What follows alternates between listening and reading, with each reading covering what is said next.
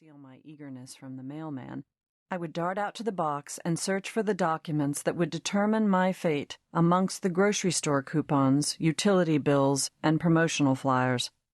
But not a single envelope bore my name. It seemed in those days the world only had one question for me, and it was not, "How are you feeling?" or "What is the state of your soul?" or "What is it you want from life?" No.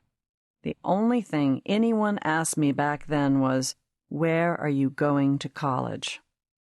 Everywhere I went, I felt as if I was being hounded by my own Greek chorus, and even though all those people hounding me quite possibly had good intentions and were genuinely interested in my future, after a while the questions started to feel like nothing more than a relentless interrogation. A dark room, a single chair, a blinding light in my eyes. "I don't know," I wanted to scream. "I don't know where I'm going to college." What if I didn't get accepted anywhere? Didn't they ever think about that? What if I had to live at home forever and find a job waiting tables and never got the education I needed to be a writer? If the people who questioned me had any notion of the depth and darkness of my fears, I doubt they would have had the temerity to ask me anything at all. But thanks to the natural order of the universe, for better or for worse, everything eventually changes. One beautiful afternoon the mailman drove off, and I ran out to the box, and there it was, my entire future in one slim envelope. I ripped into it right there on the lawn and read the contents again and again until I had it committed to memory. I was going to college. In that instant, everything in my world was different because I had an answer for the inevitable question. In a funny way, that was even more meaningful than the acceptance itself. When the aunt and the dentist and the best friend's mother asked me where I was going, I could reply with a level of nonchalance that made it seem there was never any doubt. "College? Why, I'm going to Sarah Lawrence." Oh, I was set.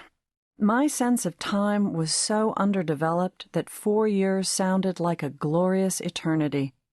I had gotten into the school I wanted to go to, and I would stay there and never have to worry about the future again. Finally, I arrived on campus and lugged my suitcases up the stairs of the dreamy little house that was my dorm, put my toothbrush in my assigned toothbrush slot, and unpacked. I knew I wanted to be a writer, and so I thought it best to make myself well-rounded, since that's what a writer had to be. I flipped through the course catalog and tried to choose between marine biology and comparative religion and printmaking and economics and Shakespeare. There were so many possibilities I felt dizzy. What if I picked the wrong one? What if I missed out on the thing I needed the most just because I didn't know I needed it? Back then, I thought that a person's education was defined by majors and minors, and that classes set down a map that would guide the rest of my life. If I took the wrong turn now, would I feel the repercussions 20 years down the road? How in the world was I qualified to make the decisions that would shape my future? I had thought so much about getting into college that I didn't ever stop to consider what college might be like. All I wanted was to be able to hand the catalog over to my mother and ask her, "What now?" I was 17 and a long way from home, having come to New York from Tennessee. There is no way to overstate the fact that all I was in those days was terribly, terribly lonely. I don't even know if that particular brand of loneliness even exists anymore, though I suspect that new kinds have sprung up to take its place. There was no email, and in those happy, bygone days, only doctors and drug dealers carried cell phones. There was a payphone downstairs, but it was prohibitively expensive, and anyway, there was always somebody parked on it, usually the beautiful girl from Caracas. We called her the Venezuelan princess, and she had enough money to talk to her family in South America for hours on end. I went back upstairs with my little sack of quarters and wrote as many letters as I had stamps. I wrote to my parents, my grandmother, and sister.